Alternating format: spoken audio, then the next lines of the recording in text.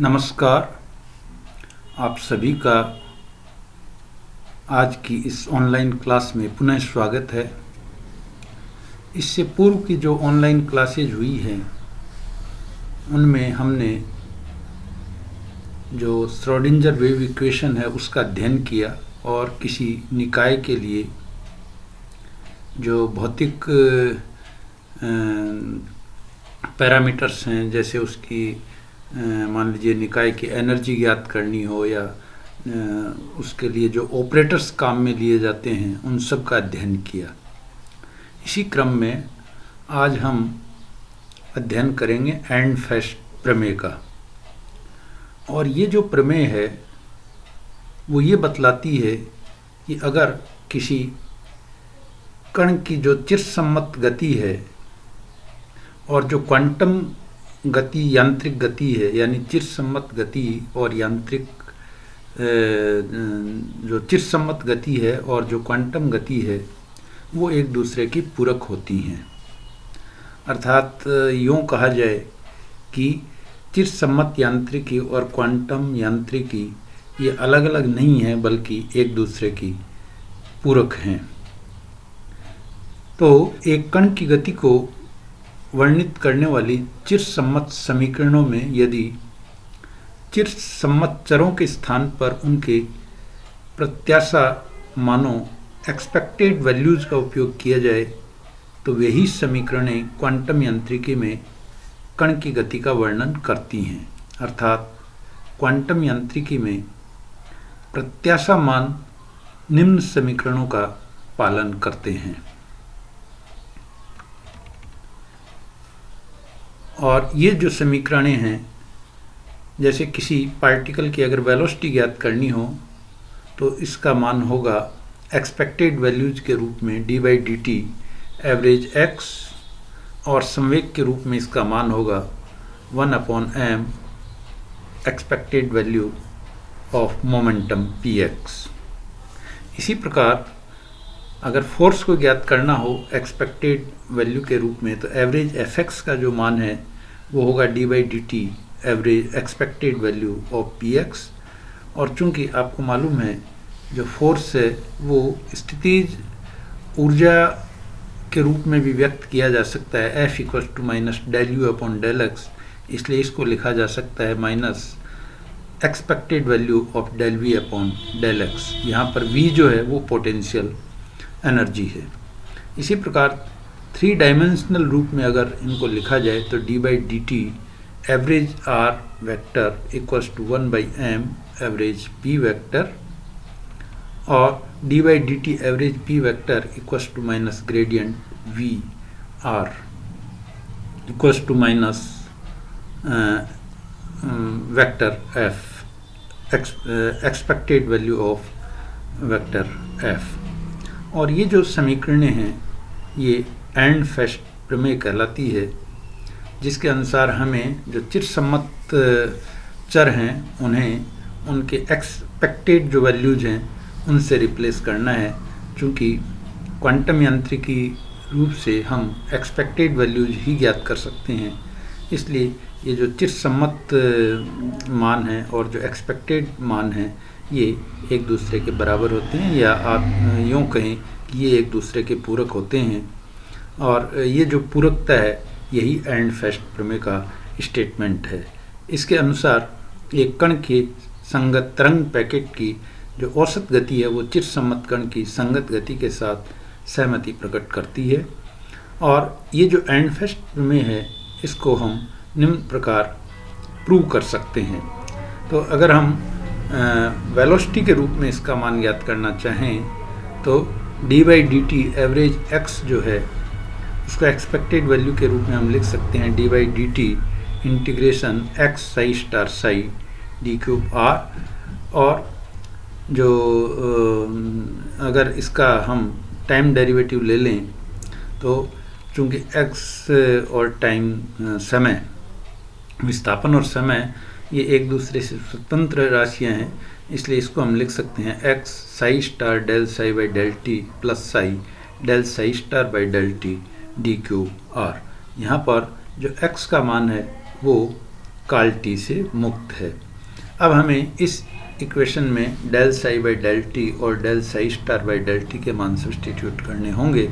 और इसके लिए हम श्रोडिंगर समीकरण, जो टाइम डिपेंडेंट श्रोडिंगर समीकरण है, वो काम में ले सकते हैं। तो जो टाइम डिपेंडेंट श्रोडिंगर समीकरण है वो है i h cross del psi by del t equals to minus h square by twice m Laplacian psi plus v r Sai,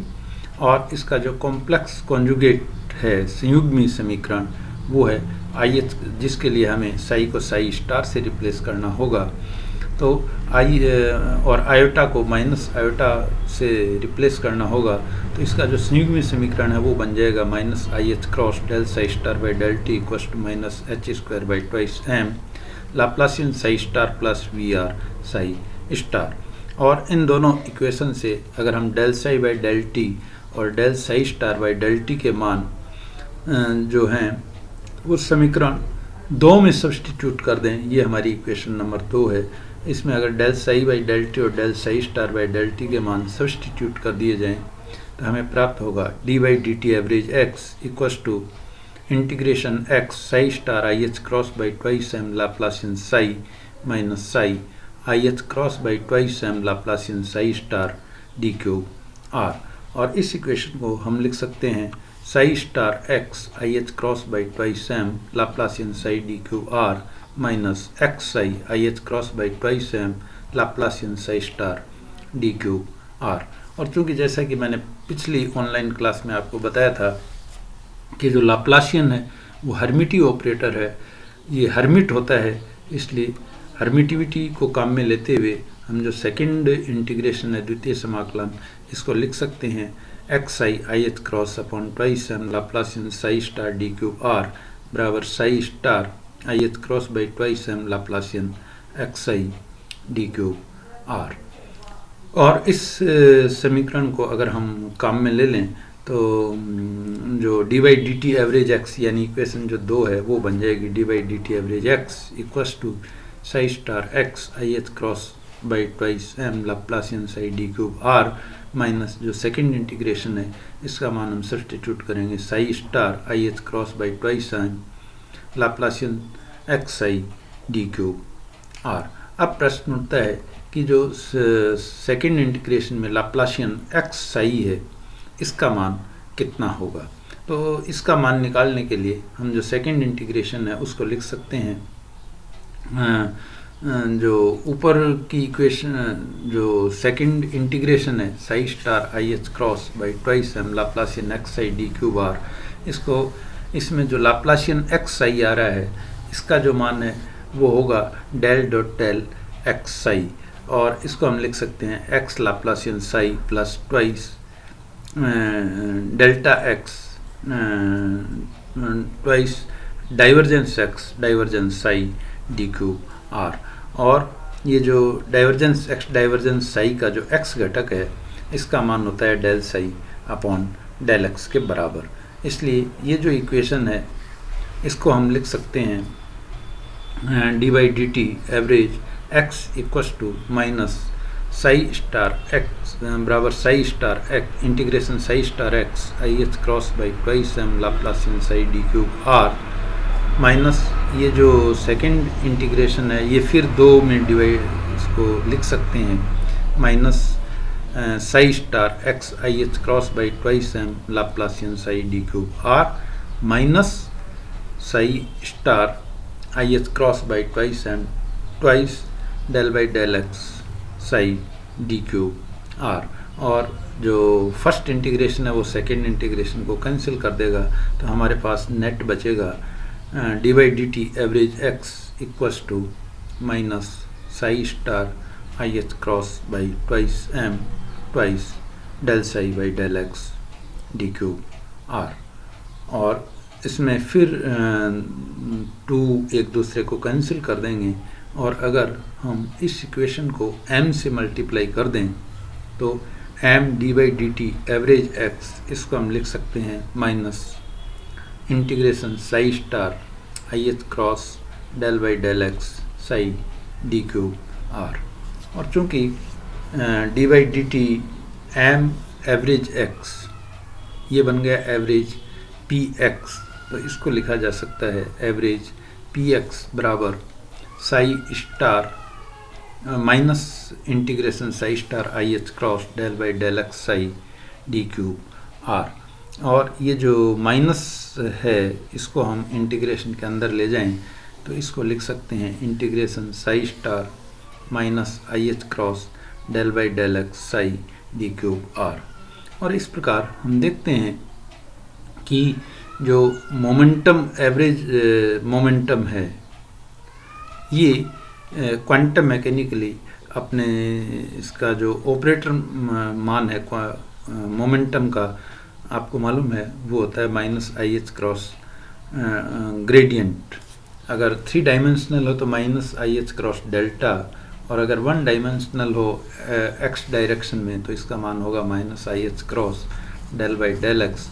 तो जो एवरेज पी एक्स है ये हमें प्राप्त हो रहा है psi star integration psi star minus i h cross del by del x psi d cube r. अर्थात जो मोमेंटम ऑपरेटर है ये अपने जो इसका जो ऑपरेटर फॉर्म में मान है उससे रिप्लेस हो गया। अर्थात संवेग का जो प्रत्याशा मान है वो संकारक को साई स्टार और साई के मध्य रखकर समस्त स्पेस पर समाकलन करने से प्राप्त होता है। अगर हम इसको 3 डायमेंशनल फॉर्म में लिखें तो average p equals to psi integration psi star minus i h cross del psi d cube r हमें प्राप्त होता है। तो इस प्रकार जो क्वांटम जो क्लासिकल वेरिएबल है मोमेंटम वो अपने जो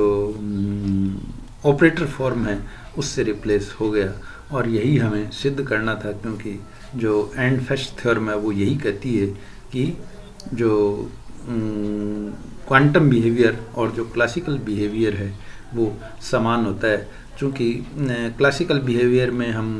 कण को कंसिडर करते हैं और जो क्वांटम बिहेवियर है उसमें कण की बजाय उसका जो औसत जिसको कि हम वेव पैकेट कहें, वेव पैकेट यानी जो वेव की फॉर्म में है उसमें कण कहीं भी पाया जा सकता है तो उसको हम वेव पैकेट से रिप्रेजेंट करते हैं। तो ये एक दूसरे के पूरक हो गए। इसी प्रकार हम ये भी सिद्ध कर सकते हैं कि D by d t average P जो कि एक तरीके से क्या हो गया संवेग में परिवर्तन की दर, और ये किसके बराबर होगा फोर्स के बराबर होगा। और फोर्स जो है वो पोटेंशियल एनर्जी के रूप में किसके बराबर होगा minus del v upon del x के बराबर। तो d by d t average जो पी एक्स है इसको हम लिख सकते हैं integration psi star minus del by del x v psi d cube r बराबर minus average del v upon del x. और अगर 3 डायमेंशनल फॉर्म में कंसिडर करें तो f equals to d by d t average p equals to psi star minus gradient v psi d cube r, और इसको हम लिख सकते हैं minus gradient v average gradient v. तो इस प्रकार जो समीकरण 8 और 9 हमें प्राप्त हो रही हैं ये एंडफेस्ट थ्योरम कहलाती हैं। और ये जो प्रमेय है वो ये सिद्ध करती है कि कण का जो क्वांटम व्यवहार है और जो क्लासिकल चिरसम्मत व्यवहार है वो एक दूसरे के पूरक होता है। तो इस प्रकार संगत राशियों के मान उनके संकारकों के प्रत्याशा मानों द्वारा प्राप्त करने पर हम क्वांटम यांत्रिक गति और चिरसम्मत गति में समानता पाते हैं। एंडफेस्ट प्रमेय सिद्ध करता है कि जब कभी प्रत्याशा मान चिरसम्मत चर का अच्छी तरह निरूपण करे एक तरंग संघ की गति एक चिरसम्मत कण के तरीके से होती है। तो आज की इस ऑनलाइन क्लास में बस इतना ही। आपने मेरे को सुना, इसके लिए आपका धन्यवाद।